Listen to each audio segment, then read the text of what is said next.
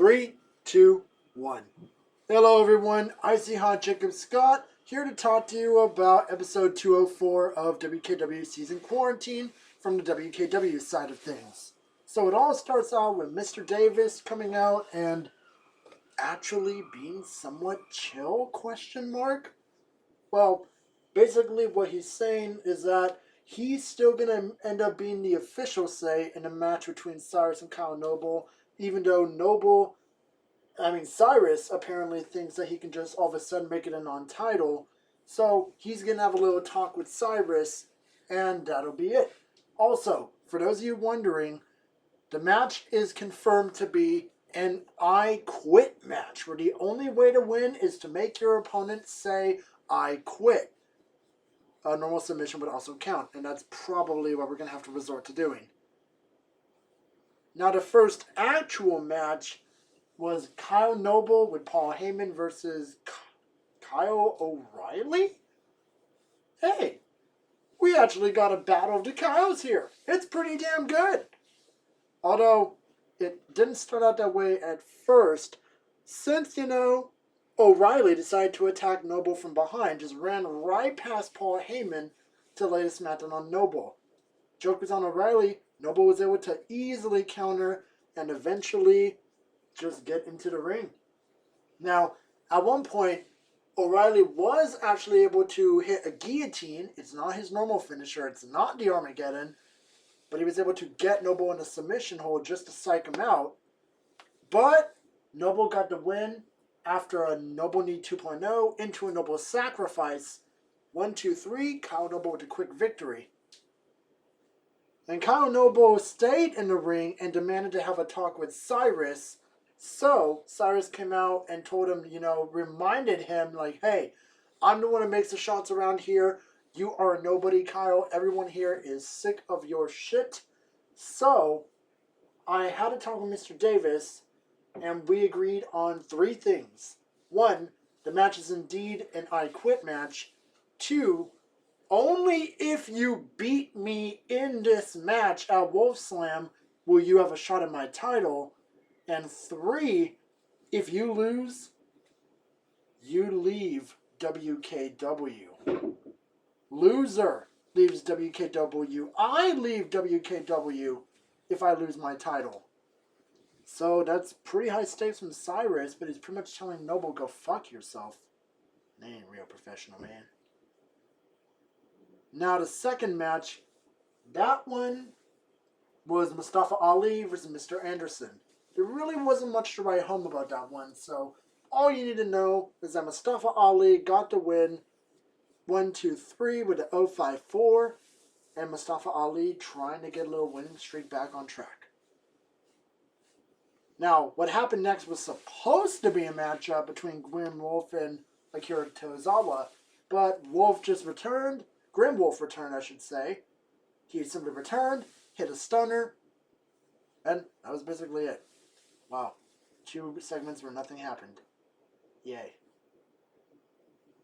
Let's get on to a match that actually happened.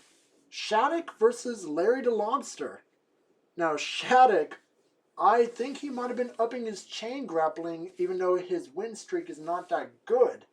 Because, he was doing his one move where he had Larry hooked in between his thighs and just rolling forward to slam his back on the mat. However, as good as Shattuck was, and as much as he was trying to play onto the emotions of Larry lately, it was not enough for him, as Larry was able to do his Future Shock Rock Lobster DDT for the victory. Now, following this streak was Kino Kabashi on his own little mini streak, going up against Shelton Benjamin. And Benjamin, I will admit, he brought a good amount. But this match was practically all Kino, where there was only one time he hit Knee of the Week, and he didn't use it to end the match. But I'm starting to get the feeling that Kino was intentionally not wearing knee pads, because he dropped Shelton Benjamin with Knee of the Week, and the impact of the knee busted Shelton wide open. Shelton tried to make a comeback, but he just couldn't with all that blood rushing down his head. One more clash later, Kino Kabashi is now 5-0. It's as if it's something we should actually be celebrating, but we actually shouldn't.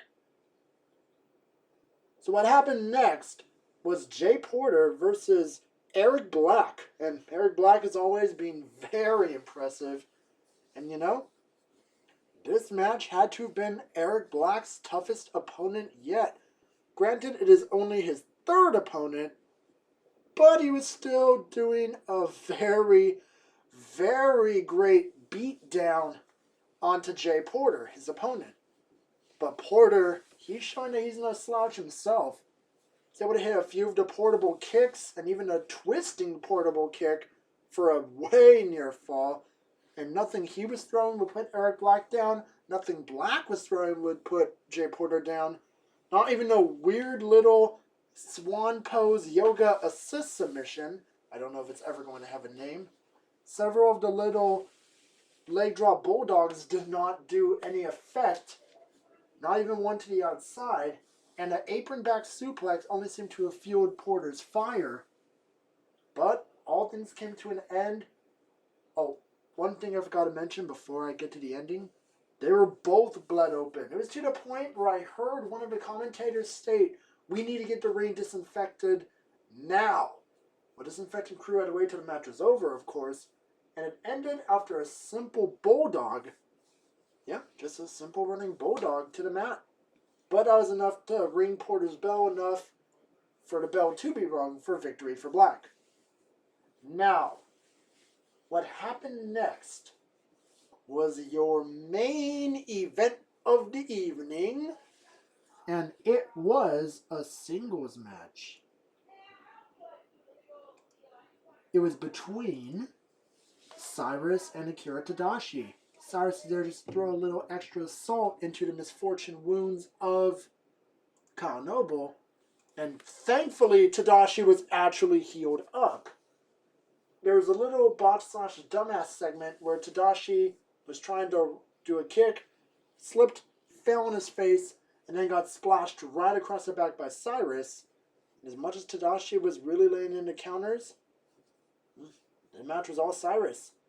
One rolling seppuku into one seppuku splash, and the match was over quick as it began.